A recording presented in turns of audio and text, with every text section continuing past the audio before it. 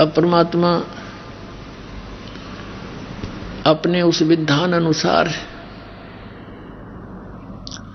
गोता मारूं स्वर्ग में जा बैठूं पाताले, गरीब दास ढूंढता फिरूं मैं अपने हीरे मोती लाल।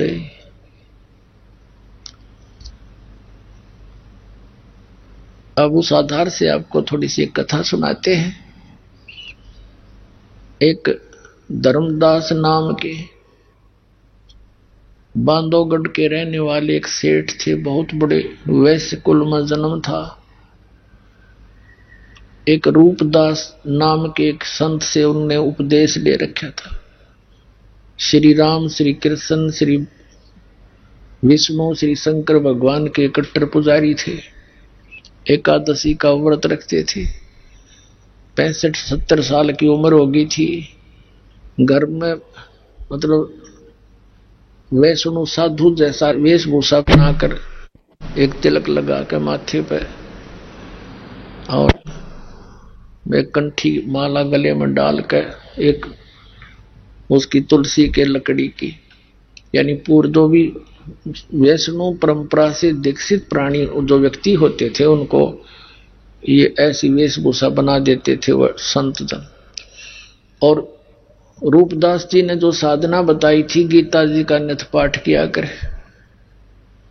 राम कृष्ण की पूजा किया करो, राम कृष्ण विष्णु शिव जी की, और एकादशी का व्रत रखो, 68 तीर्थों में जाने से बड़ा पुण्य होता है। तो काल प्रेरणा से वो ज्ञान प्राप्त श्री धर्मदास जी 68 तीर्थ पर भ्रमण करते हुए, क्योंकि लास्ट समय आ रहा था उसके जीवन का, उसने सोचा 68 तीर्थ कर लूं। धन बतेरा लड़का था उसका, एक वो युवा हो रहा था, उसने काम संभाल लिया था। उसने सोचा लास्ट समय चल रहा है जीवन का, जैसे गुरु जी ने बताया सारा ये काम कर चालूं। अब जिसको भगवान की चाह वो तन मन धन से लग जाता है। अब पुण्यात्माओं, आदरणीय गरीबदास साहिब जी ने परमात्मा से प्राप्त अपनी दिव्य दृष्टि के बाद उस आत्मा और परमात्मा का जो संवाद हुआ और जैसी लीला भगवान किया करते हैं वो चित्रार्थ की है, सुनाता हूं आपको। आपको दास ने बहुत बार बताया, इन वेदों और गीता जी और पुराणों का ज्ञान दास को सन 2000 में हुआ। उससे पहले सन 1988 से सन 2000 तक 12 वर्ष तक इस दास ने इस गरीबदास साहिब जी की वाणी के आधार से सत्संग किया।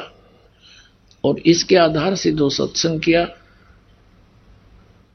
वो भी हमारे जो पुराने भक्त उनको सबको मालूम है, वो कैसेट अभी तक उनके पास उपलब्ध है। और फिर ये सदग्रंथों प्रमाण देखे, ओए होए। अब क्या बताते हैं, जैसे गरीबदास जी कहते हैं, सतगुरु आए दया करी ऐसे दीन दयाले, बंदी छोड़ वृत्तास का जठरग्नि प्रतिपाले। गगन मंडल से उतरे सतगुरु पुरुष कबीरे, गगन मंडल से उतरे सतगुरु पुरुष परमात्मा कबीर। तो वो ऐसे वो भगवान आते हैं। और ये वेदों में प्रमाण दे रखा है कि वो परमात्मा सतलोक में रहते हैं, वहां से गति करके आते हैं।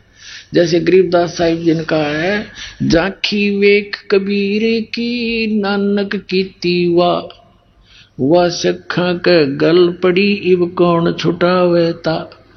अब जैसे नानक साहिब जी ने परमात्मा की झांकी देख कबीर की, कबीर परमेश्वर का सचखंड में सतलोक में वो दृश्य देखे, वहां के सतलोक का और परमात्मा की वहां सारी व्यवस्था का झांकी होता है, नजारा। जैसे 26 जनवरी के ऊपर आप देखते हो या 15 अगस्त पर प्रत्येक स्टेट अपनी अपनी झांकी, झांकी माने उस स्टेट में किस प्रकार की कल्चर है, वहां का क्या कुछ रहन सहन है, क्या उसके अंदर कैसे तीर्थ स्थान है या कोई फैक्ट्री लगाई है, उनके एक बना करके वो मॉडल से, और वो अपने अपना प्रदर्शन करते हैं, उसको झांकी बोलते हैं। ये पंजाब स्टेट की झांकी या हरियाणा राज्य की झांकी आ गई, तो उस झांकी का अर्थ है वो पूरा दृश्य, उसमें क्या कुछ हो रहा है। तो गरीबदास जी कहते झांकी वेख कबीर की सतलोक में, नन्नो कीती वाह, ओए वाह तेरे की वाह, वाह गुरु, ये है वो भगवान सचमुच सही। और कहते हैं अब सिखों ने वाह गुरु पकड़ ली, वाह गुरु, अब नो के वाह सिखा के गड़पड़ी पूर्ण छुटावे था। अब नानक साहिब जी ने किस दृष्टिकोण से वह शब्द बोला था, लेकिन उन्हें गुप्त रखना अनिवार्य था, इसलिए वाह वाह वाह वाह का शब्द भी गाया, वाह वाह ऐसा है, वाह वाह सर्वशक्तिमान है। अब वाह वाह तो वो कौन था, वो दानक रूप रहा करतार। तो वहां का जो नजारा है, वो परमात्मा वहां रहते हैं, वहां से गति करके आते हैं, जैसे आपको बताया इन महापुरुषों को वो मिले। तो यहां क्या बता रहे हैं, दर्जन का रूप शैल वृंदावन कीनी, तहां मिले धर्मदास करत हैं बहुत अदीनी। एक विशेषता होती है, जो भक्त बीज होता है पिछले जन्मों के, जिसके अंदर संग्रह भक्ति होती है, या भक्ति स्टार्ट होने के बाद उसमें कुछ परिवर्तन अवश्य आता है, वो अधीन होता है। जैसे, और जब तक अधीन नहीं होगा भगवान, उसमें कुछ भी नहीं हो तो व्यर्थ का प्राणी है। जैसे आपने सरसों देखी होगी, सरसम का पौधा, सरसम का जो पौधा होता है, वो जब तक उसकी फलियों में दाने नहीं होते, यानी दाने जो सरसों के दाने जब बनते जाएंगे तो सरसों अपने आप झुकना शुरू कर देगी, और जब कति परिपक्व हो जाएगी, कति ऐसे झुक जाती है न जमीन पर छूने को हो जाती है सरसों, तो उसकी कीमत बनेगी।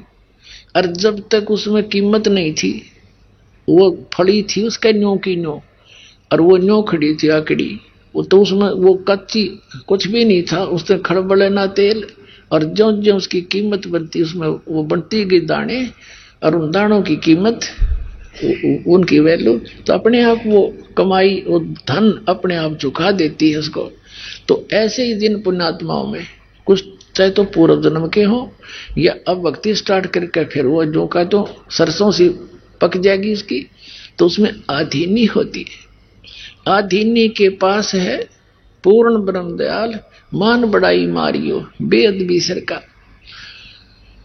अब यहां क्या बताते हैं, दर्जन दे का रूप शैल वृंदावन कीनी, ता मिले धर्मदास करते हैं बहुत अधीनी।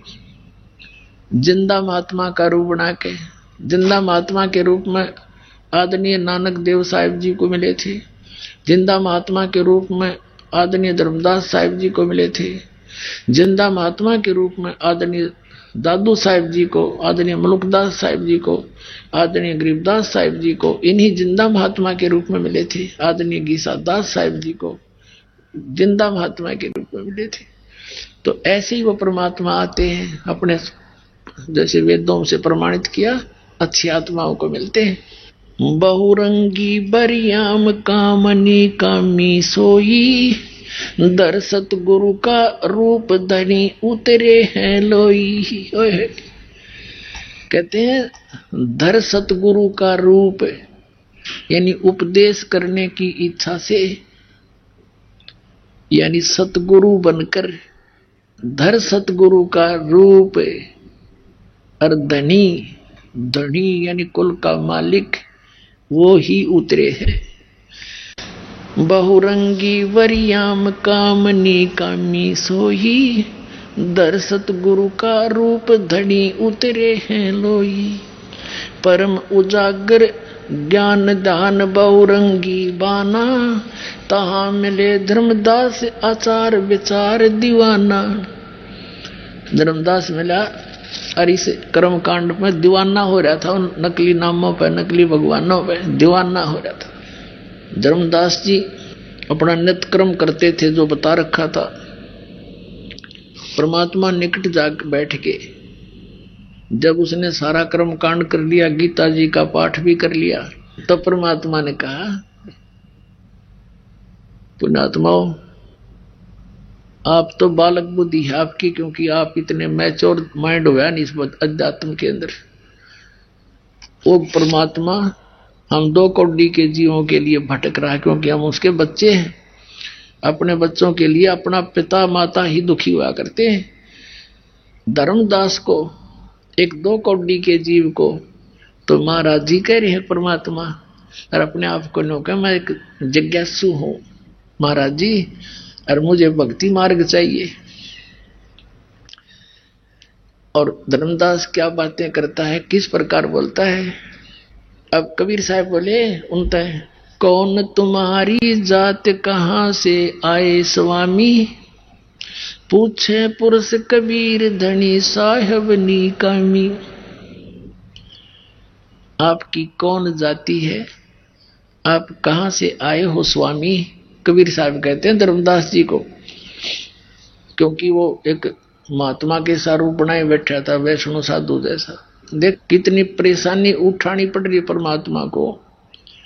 आप किसी अपने मित्र प्यारे को, रिश्तेदार को, जो दूसरे पंथों में या किसी अन्य साधना पर लगा हुआ है, आप उसको सीधा कह दो अज्ञा साधना गलत है, आपने पानी ने भी ना पूछा हो, ऐसी स्थिति आ जाए, कितना मित्र हो आपका, इस मार्ग में अवश्य काल उसने चंगरा दे है। तो इसी दृष्टिकोण से परमात्मा अगर सीधा उसको कह दे तो बात भी ना करे और फिर अधूरा रह गया काम। तो कैसे बोलते हैं दाता कि कौन तुम्हारी जात कहां से आए स्वामी। स्वामी माने मालिक। हे महाराज जी, धर्मदास जी को परमात्मा कह रहे, पूछे पुरुष कबीर धनी साहेब नीकामी। अब क्या बताते हैं धर्मदास जी, हम वैष्णो बैरागी धर्म में रहा सदा ही, सुधर न बैठे संग कल्प ऐसी मन माही। सुन जिंदा मम ज्ञाने को अधिक आचार विचार, अमरी करनी जो करे वो उतरे भव जल पार। धर्मदास जी से परमात्मा ने अर्ज करी थी कि हे महाराज जी, मैं बहुत जगह भटक लिया और परमात्मा की चाह मुझे बहुत घनी है, मुझे कुछ रास्ता बता दो। अब परमात्मा कबीर जी ने एक मुसलमान धर्म के अंदर होते हैं ये जिंदा महात्मा,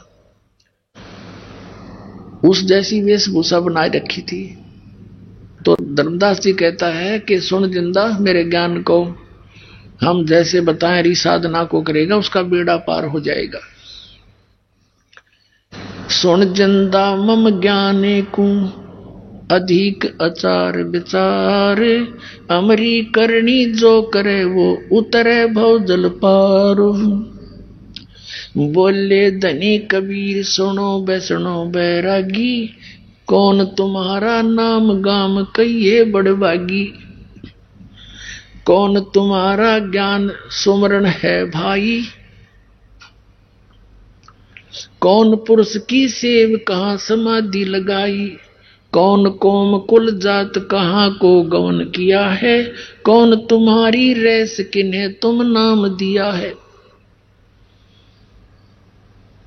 को आसन को गुफा के भर मत रहो सदा ही, सालिग सेवन कीन बहुत अति भार उठाई। जोली झंडा धूप दीप तुम अधिक आचारी, बोले धनी कबीर भेद कहियो ब्रह्मचारी।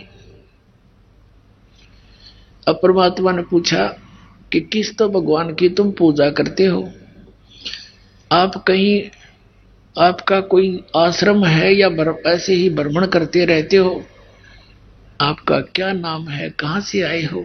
कबीर साहब कहते हैं, हमको पार लंगावे ही परम उजागर रूप, जिंद कहे धर्मदास से तुम हो मुक्ति स्वरूप।